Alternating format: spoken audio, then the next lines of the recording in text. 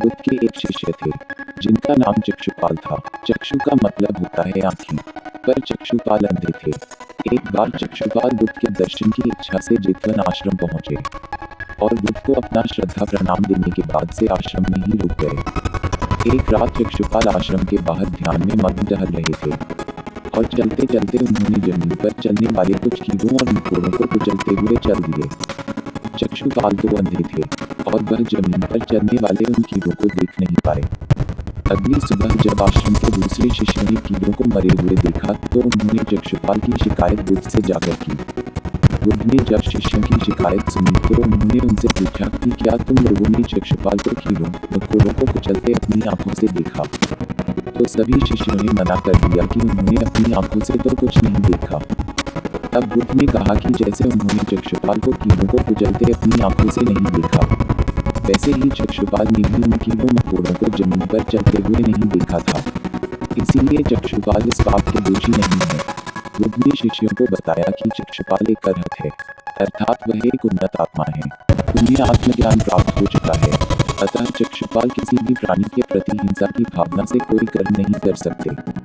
तब बुद्ध के शिष्यों ने उनसे पूछा कि अगर चक्षुपाल एक अरहत है तो आखिर किस पाप के कारण वह अंधे है? तब बुद्ध ने उन शिष्यों को चक्षुपाल के एक पूर्व जन्म की कहानी बताई। बुद्ध बोले कि चक्षुपाल अपने एक पूर्व जन्म में एक चिकित्सक के रूप में लोगों का इलाज करता था। उसने तब जानबूझकर एक औरत को अंधा बना दिया था। वह औरत उसके पास अपनी आंखों के इलाज करवाने के लिए आई थी और उसने चिकित्सक को यह वादा किया था कि अगर उसकी आंखें पूरी तरह से ठीक हो गई तो वह अपने बच्चों के साथ जीवन भर उसकी दासी बनते रहेंगी। धीरे धीरे उस औरत की आंखें पूरी तरह ठीक हो गई, मगर वह औरत डर गई कि अब उसे अपने वादे के अनुसार जीवन भर चिकित्सक का गुलाम बनकर रहना पड़ेगा, और इस डर से उसने से झूठ कह दिया कि उसकी आंखें ठीक ही नहीं हो रही। चिकित्सक समझ गया कि वह औरत अपने वादे से पीछे हट रही है और बदला लेने के लिए उसने उस औरत को एक ऐसी दवा दी थी जिससे वह जीवन भर के लिए अंधी हो गई, और अपने इसी पाप के कारण चक्षुपाल को अगले कई जन्मों तक अंधा बनकर पैदा होना पड़ा। चक्षुपाल के पूर्व जन्म की कहानी सुनाने के बाद बुद्ध ने अपने शिष्यों से कहा, मन ही मुख्य है। इंसान की सभी प्रवृत्तियां मन से ही पैदा होती हैं। कोई भी इंसान अगर अशुद्ध मन के साथ कुछ बोलता या करता है तो दुख उसी तरह से उसके पीछे चलने लगता है जैसे बैलगाड़ी के पहिए बैल के पैरों के पीछे पीछे चलते हैं।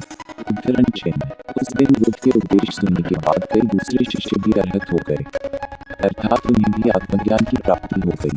कहानी की सीख यह है कि ये कहानी हमें यही बताती है कि अनजाने में बिना किसी बुरी भावना के यदि कोई गलत कर्म हो जाता है तो वह पाप नहीं कहलाता।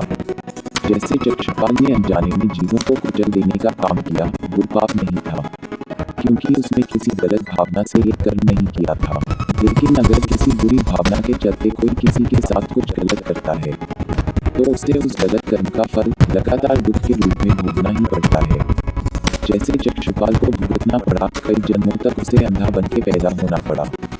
अगर आपको मेरी ये कहानी अच्छी लगी है तो प्लीज सब्सक्राइब करें और